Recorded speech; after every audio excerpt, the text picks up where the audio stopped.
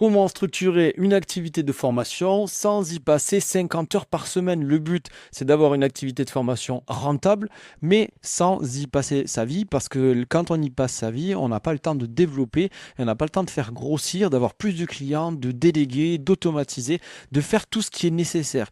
Donc on va voir ici les étapes, on va voir le temps que vous allez allouer sur chaque grosse étape de votre activité de formation. Et restez bien jusqu'à la fin de la vidéo parce que vous allez voir que tout ça, ça peut s'automatiser, ça peut se déléguer et vous allez pouvoir vous extraire de l'opérationnel. Qui je suis pour vous parler de ça? Je suis Blaise Abadi et moi je suis spécialiste dans la création et le développement d'organismes de formation rentables. Donc j'ai accompagné plus de 150 entrepreneurs à entrer dans le milieu de la formation et à devenir rentables dans ce milieu-là. Donc ce qu'on va voir aujourd'hui, ça a été testé, approuvé avec plus de 150 personnes. Allez, c'est parti. Donc, ici, le but, c'est de structurer une activité, comme on l'a dit, sans y laisser sa vie, sans y laisser son temps. Pour que ça soit rentable, il faut que ça soit efficace. Donc, l'idée, c'est de voir son organisme de formation, OF, organisme de formation, comme un système. Et le système que vous allez mettre en place, c'est le suivant. C'est tout d'abord créer une offre qu'on appelle irrésistible. Une offre où le prospect que vous avez en face ne peut pas dire non. S'il dit non, c'est qu'il a, enfin, il n'a aucune raison de dire non. Par rapport à tous les arguments que vous lui donnez et par rapport à tout ce que vous avez mis en place, il ne peut pas dire non. Ce n'est pas possible. Donc ça, c'est la définition d'une offre irrésistible. Ça va être vraiment les fondations de votre organisme de formation. Si vous n'avez pas ça, ne passez pas au reste, ça ne sert à rien, tout le reste ne fonctionnera pas. Donc on part ici, c'est pour ça que c'est vraiment en haut et que c'est en dehors de la boucle, c'est l'offre irrésistible. On peut appeler ça offre irrésistible, exceptionnelle, appelez-le comme vous voulez, mais il faut une offre où le prospect se sentirait stupide de dire non. Ce n'est pas normal qu'il dise non. Donc, une fois qu'on a notre offre irrésistible, qu'on a bâti nos fondations, eh bien, on va pouvoir maintenant accélérer les choses. Accélérer, c'est quoi? C'est acquérir des leads, des prospects, faire en sorte qu'un maximum de personnes voient notre contenu. Ça, on en parlera un peu plus tard et on va rentrer dans le détail. Ça, c'est la première étape. Deuxième étape, c'est convertir. On a des personnes qui sont intéressées par ce que nous faisons. Ces personnes nous ont laissé leurs coordonnées, donc mail, numéro de téléphone, nom, prénom, etc. On va leur envoyer du contenu, on va prouver qu'on est la meilleure personne pour les aider à atteindre leurs objectifs via ce que l'on propose, soit notre formation, notre accompagnement, notre coaching, etc. Et une fois que l'on a vendu, on livre notre formation. Notre formation, on la livre avec la meilleure qualité possible. Parce que c'est à ce moment-là que le bouche à oreille va faire que votre organisme de formation, votre activité de formation, votre entreprise va grossir avec l'effet boule de neige. Donc si vous ne faites pas une formation qualitative, ben oui, ça va marcher pendant 1 mois, 2 mois, mais après terminé. Donc l'idée, c'est d'avoir vraiment quelque chose qui est ultra qualitatif. Et on a ces 3 pôles essentiels avec le 4e qui est vraiment l'offre irrésistible qui concerne les fondations de l'organisme de formation. Alors maintenant, on va voir un petit peu le temps à allouer dans chaque partie. On va entrer dans chaque partie. Parce qu'il y a des parties dont on n'a pas encore parlé. Typiquement la première. La première, quand on a une activité de formation, mais bien sûr, il y a une gestion administrative. Bien sûr, activité de formation dit financement, puisque la personne qu'on a en face de nous, si on a Calliope, elle ne payera pas la formation, ou en tout cas, elle ne paiera pas la totalité de la formation. Donc tout ça, c'est de la gestion admin. Donc ça, très franchement, il n'y a aucune valeur dans le business. Ça, vous pouvez faire en sorte de ne pas être impliqué dans cette boucle. Vous avez juste une surveillance, donc vous allez le gérer. Comment ça marche ça? Au début, bien sûr, vous allez le faire, mais ensuite, vous allez le déléguer très rapidement. Il y a des logiciels comme Calliope, Digiformat qui vont gérer l'administratif. Il y a d'autres parties, comme aller chercher les OPCO, les fonds d'assurance formation, faire financer une formation par France Travail. Ça, on va pouvoir le déléguer. D'accord? Donc là, c'est parti. Quand je parle d'admin, je parle aussi de la compta. La compta, vous n'allez pas faire votre bilan comptable. C'est le comptable qui le fait. On délègue à un comptable. Donc là, on va accepter de déléguer à une personne qui est spécialiste là-dedans et qui prendra un pourcentage du montant de la formation vendue. Ok? Et ça représente quoi en termes de temps à allouer? Eh bien, vous ne devez pas passer plus de 10% de votre temps à gérer, organiser ça. Quand votre entreprise est stable, au début, bien sûr, vous allez passer beaucoup de temps. Et au début, vous allez passer beaucoup d'heures. Mais il faut rapidement s'extraire de ça. Et si vous n'arrivez pas à vous extraire, ce n'est pas bon, ça ne marche pas. La deuxième partie, ça va être l'acquisition. On en a parlé tout à l'heure.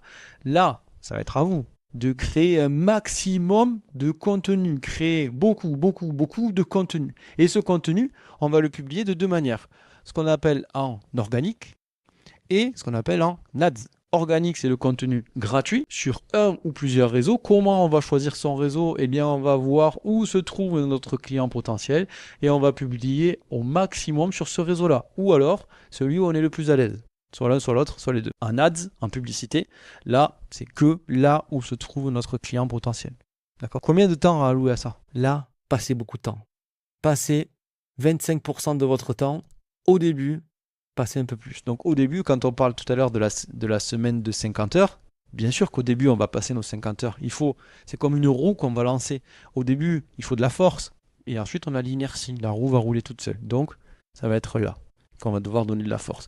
Ensuite, quand on a l'inertie, eh bien, vous avez votre rythme de croisière et vous passez 25% de votre temps. Alors, le temps, c'est quelque chose qui est vaste. Ça peut être 10 heures par semaine, 50 heures par semaine.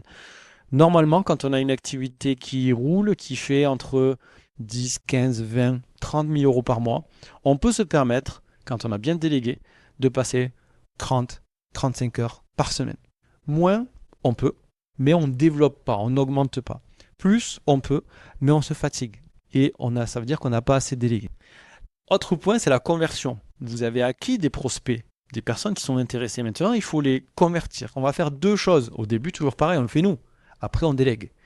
C'est ce qu'on appelle le setting et ce qu'on appelle le closing. Setting, c'est aller écrire ou appeler les personnes pour leur demander si on est bien, si elles sont bien qualifiées, si c'est bien notre prospect idéal. Closing, c'est faire, je vais marquer ici, soit un appel téléphonique, soit une visio, pour que on puisse parler de notre produit, voir si ça correspond bien à ce qu'ils attendent, à ce dont ils ont besoin, etc., etc. Donc tout ça, pareil, ça concernera 25% de votre temps. Il y a des parties qu'on va conserver, d'autres parties qu'on va déléguer. Là, je ne vais pas le mais ça, c'est une partie qu'on peut aussi déléguer. Pourquoi on la délègue rapidement, cette partie? Parce que les setters, on appelle ça setters, et les closers sont payés via un pourcentage de vente. Ils ne vendent pas, ils ont zéro. Ils vendent, ils ont un pourcentage. Donc c'est tout bénéf pour eux, parce que s'ils vendent beaucoup, ils ont beaucoup d'argent. Et pour vous, parce que s'ils ne vendent pas, ils n'ont pas d'argent. D'accord? Donc pas de risque. Et ensuite, vous allez former. Soit, toujours pareil, vous déléguez la partie formation, soit vous le faites vous. Former, vous avez X manières de former. En présentiel, à distance, mais en synchrone, en e-learning.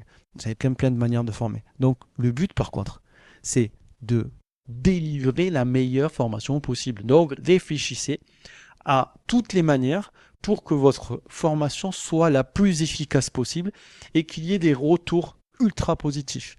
Au début, c'est normal qu'on n'ait pas une formation 100% satisfaisante, autant pour vous que pour vos formés, vos apprenants. Par contre, à chaque fois qu'on a une suggestion d'amélioration et qu'elle est pertinente, boum, on met en place dans les 2 jours. Dans les 2 jours, c'est mis en place.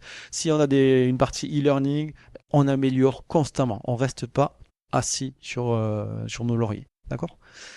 En termes de temps, ça représente quoi? Ça représente en moyenne 25% du temps. Et la dernière chose, ça va être la partie la plus importante pour vous libérer de l'opérationnel.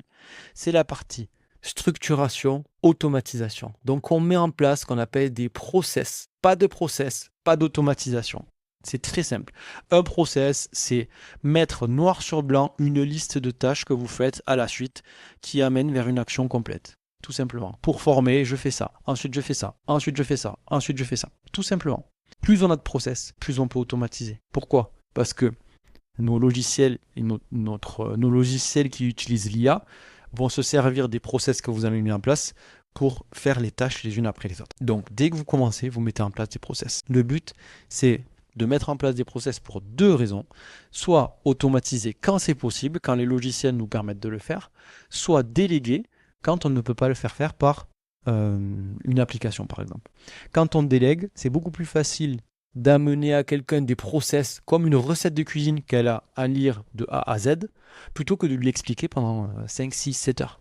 Ou de lui réexpliquer quand elle le fait mal. Si elle le fait mal, On lui dit, bah, tu as vu le process? Est-ce que tu as fait le process? Oui? Ok, très bien, c'est pas bon. Je modifie mon process. Non? Ok, ben reprends le process. Et tu fais comme c'est marqué sur le process. C'est tout. C'est une recette de cuisine. Si la recette à la fin elle n'est pas bonne, c'est qu'à un moment donné, il y a un temps de cuisson qui n'a pas été bon, il y a un ingrédient qui n'a pas été. Là, ça représente au début 15% de votre temps de travail. Ensuite, quand vous arrivez à déléguer toutes les parties, cette partie-là augmente, ce temps augmente et le reste diminue. Le but, c'est que vous ayez un maximum de process mis en place et que vous automatisez un maximum de choses. Automatiser, ça ne veut pas dire perdre en qualité, d'accord? Il y a des moments, en tout cas en formation, où l'humain est nécessaire. Si on doit faire intervenir l'humain, c'est que c'est nécessaire. Et quand c'est nécessaire, ça veut dire qu'il faut le faire. On ne pourra pas tout automatiser. Je ne suis pas pour la formation en 100% e-learning. Par contre, on peut automatiser plein de choses. Typiquement, je vous donne un exemple, l'accueil du client. Quand on fait une vente, si notre formation a lieu dans 15 jours, souvent, la personne n'a rien pendant 15 jours. Elle n'a pas de nouvelles de nous. Moi, ce que je vous recommande tout le temps, c'est à partir du moment où la personne a mis sa CB, où la personne a mobilisé des financements, où elle a mis une signature sur une convention ou un contrat, boum, on fait ce qu'on appelle son onboarding. On l'accueille, le client. Et on l'accueille de manière automatisée. Donc, elle reçoit un message d'accueil, elle reçoit une vidéo d'accueil, elle reçoit plein de choses qui sont mis dans des process, tout simplement. Donc, si c'est automatisé, c'est une application qui nous fait ça. Si c'est fait manuellement, c'est une personne qui est déléguée qui fait ça à l'accueil de chaque client et qui suit les étapes, tout simplement. Voilà, j'espère que cette vidéo vous a plu. Si vous voulez mettre en place une activité de formation rentable, vous cliquez sur le lien qui se trouve en dessous de la vidéo, en dessous, au-dessus. Ça nous permettra de faire un appel téléphonique soit avec moi, soit avec un membre de mon équipe.